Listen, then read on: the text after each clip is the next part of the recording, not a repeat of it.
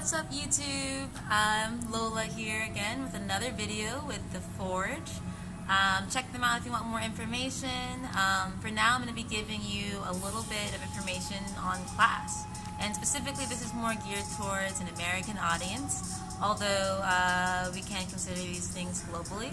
Then I have my friend Jim here who's going to be asking me questions about different topics. So we can just go ahead and get started. What's the first question that you have, Jim?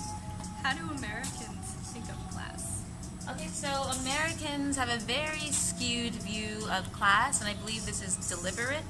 Americans, the first thing that we were taught growing up is this idea of the American dream. We're taught that everyone is equal, that class systems are something that you can only find in past societies, and we're taught that everyone can achieve anything as long as they work hard enough. And we're just sold this idea that it's all about just working really hard, and if you work hard, all your dreams will come true. Another thing that we're taught in America is that poor people are bad and rich people are good, and we're taught that the rich people are rich because they work really hard to become rich, and that the poor people are poor because they're not working hard enough. We see homeless people and we're taught to ignore them. We're taught that if we give them money, they'll just buy booze or they'll waste it. So we're just like, we have a really skewed view of the people around us. We also tend to shame people who do blue-collar work, like working for fast food companies, people who are janitors. We tend to think that they're unintelligent or something bad happened to them for them to end up in that position. And all of those assumptions are really problematic. Another thing that Americans are taught about class, if they go further into it, is that there is a lower, middle, and upper class. And that view of class is wrong, but we can get more into that later. That should sum up your question, though. How do communists think of class? Alright, communists have a way more nuanced view of class. Communists look at class from the perspective of power. We think who has power and who doesn't have power. So with communists we have two classes. There's no lower, middle, upper class. There's just two classes. There's the working class and then there is the capitalist class. When we look at Marx and Engels, they use the words bourgeoisie and proletariat. The bourgeoisie are the people who own the means of production. The means of production are factories, banks, land, people who own things that can eventually produce money or profit or products. So if you own a company that produces phones, like say Apple, you own that brand, so all of the money that comes from that goes towards the owners of that brand, and that brand, the people who own that brand would be the capitalist class. The workers, the working class, the proletariat, are the people who have to sell their labor to survive. So that's the big difference between the capitalist class and the working class. The workers will not do well in life unless they work, because that's the only way they can sustain themselves. They have to sell their labor. That's how they create value for themselves. So that's the big difference between the capitalist class and the working class. The big thing between them is exploitation. In order for someone like Jeff Bezos to be the richest man in the world, he has to have workers who produce all of these items, who put in all this labor to get these products from here to there under the brand name of Amazon. All these workers making very little pay so that he can make these ridiculous amounts of profit. So the big difference between capitalists and the proletariat, the working class, is exploitation. So that's a big thing to think of when communists think of the different classes. Also, it's really important to realize that this understanding of class is much more helpful than the understanding of upper, middle, and lower classes, because that understanding only takes into account wealth. We're only thinking of how some people are more wealthy than others. We think there are rich people, there are people who are getting by okay, and people who are just barely getting by. And in actuality, there are people who are working and people who aren't. Jeff Bezos, as much as you would think, that he's smart and he earned all this fortune through his hard work, he isn't actually working to the extent that his employees are. So we can't look at class from just a wealth perspective. We have to look at like who owns the wealth, and that's an important thing. So I think that should sum that up. Thank you. Thank you. For giving us that understanding.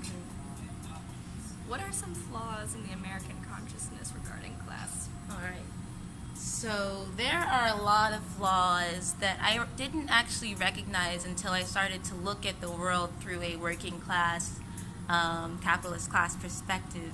The biggest flaw that I've noticed in our thinking is our turn to celebrities and the wealthy as if they're deserving of their wealth, as if they are more intelligent than the rest of us. We tend, at least in America, we tend to worship celebrities. We have a president like Donald Trump because we think that he's deserving of all his wealth because of how hard he's worked for it. We think, oh, he must know the secret to success. That's why he's a billionaire.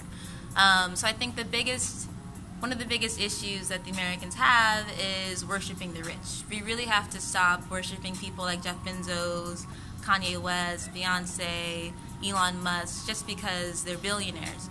We have to understand that the only thing that differentiates them from us is exploitation. And in actuality, these people are our enemies. When someone is waking up and they have enough money to pretty much end world hunger, or at least make a huge dent in that, and they don't, you have to consider that person an enemy to society. There's no good reason for someone to have more wealth than they'll be able to spend in their own lifetime. There's no good reason for someone to have a mansion with 20, 30, 50 rooms. These houses that they have are ridiculously huge.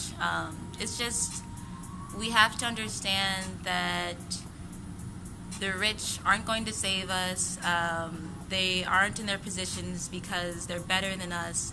The difference between them and us is exploitation. So that's a really big issue that Americans have. Another one is that we tend to demonize poor people. There's a big thing in America, at least, where we just completely ignore homeless people. We think that it's just best to pretend like they're not there, as if they're not people who are also trying to survive, people with thoughts, dreams, aspirations. We tend to think, it's okay to treat waitresses bad. It's okay to basically just treat service people and people who may be poor as if there's something wrong with them. In fact, there's something wrong with the system that keeps people poor. It keeps people in a place where they have to keep working and they're in these holes that they can't dig themselves out of.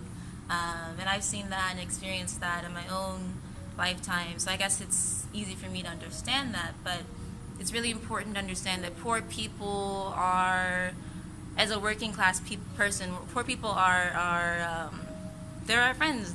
We need to understand that they're people just like us, and if they are our allies, and it's essentially a class war that we're in. It's a war between the ruling class and the working class.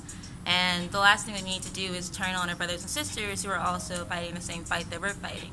And the fight is for survival. The fight is for dignity, housing, healthcare, education, food insecurity is a big thing in America with the working class, and it's completely unnecessary.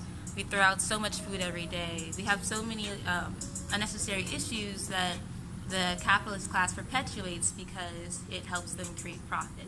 So a big thing that we can do is stop demonizing the poor. But I think those are the big issues that Americans do. We tend to idolize the capitalist class as if they're all high and mighty, and demonize ourselves, and that's definitely not productive at all. So that's kind of my thought on that. Is the working class unique in America? The working class isn't necessarily unique in America.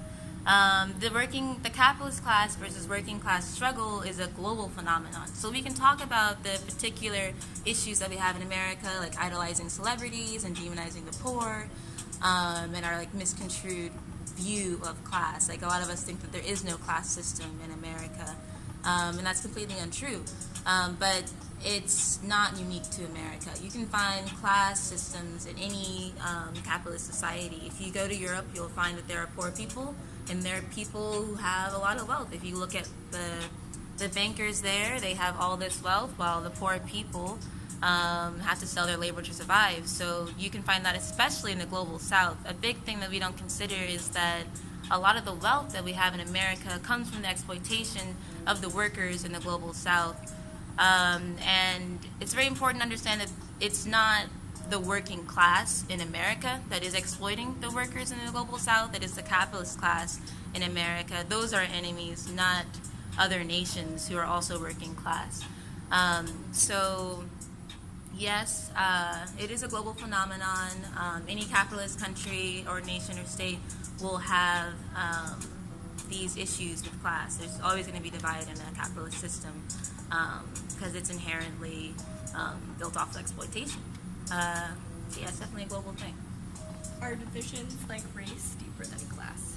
This is a very big thing that I've been seeing talked about. A lot of us think a good it's sold to us in the media that inherently white people are going to be more successful, or like certain races are going to have a different way to be more successful in society, and that's true. Like certain races do benefit from the way the system is set up in America, but at the end of the day, the divide is most true, most deepest between the capitalist class and the working class. Issues such as racism, sexism, homophobia, Islamophobia, all of these things are perpetuated by a system where we think that there isn't enough for everybody. We think that we have to compete with one another. We believe that our neighbors are our enemies, or the people coming or migrating are enemies, and they're not our enemies. They are more like us than we would think. The enemies are the people who are hoarding wealth, the people who have the ability to help people but choose not to. So race isn't deeper than class. The deepest thing that you can find in a distinction between the working class and the capitalist class is exploitation, and that leads to things like racism and etc., because it's a benefit for the ruling class to have us divided. If we're fighting amongst ourselves and pointing fingers, and we're never actually looking at the real enemies, we're never looking at the actual people who have the means to, or at least the wealth that would help us. So yeah, like absolutely, race isn't deeper than class. A lot of the things that we think separate us from other people are merely just distractions from the real divide, and that is a working class, capitalist class divide. Thank you All right. for unfurling so much knowledge. Yeah, no problem. And I think that should sum it up pretty much. I just want to encourage anyone watching this to have these discussions with your friends and your family. I also want you to start looking around and start thinking about, who benefits from what's happening around you. Ask yourself, what can I do to help unite and build solidarity with the working class globally? Because until the working class builds a strong unity, we're not going to be able to achieve anything. We're not going to be able to achieve our own liberation. The strongest thing that we have is our numbers and our ability to mess with the profits of the working class. Their entire system falls apart as soon as we stop working for them. When we start working for us and building dual power, that's when we can be able to build a better future for ourselves. And I just recommend thinking about that and having conversations about that. So I'm Lola with The Forge, and if you want more information on this, I recommend going to looking at The Forge. They've got some good stuff. So yeah, thanks so much.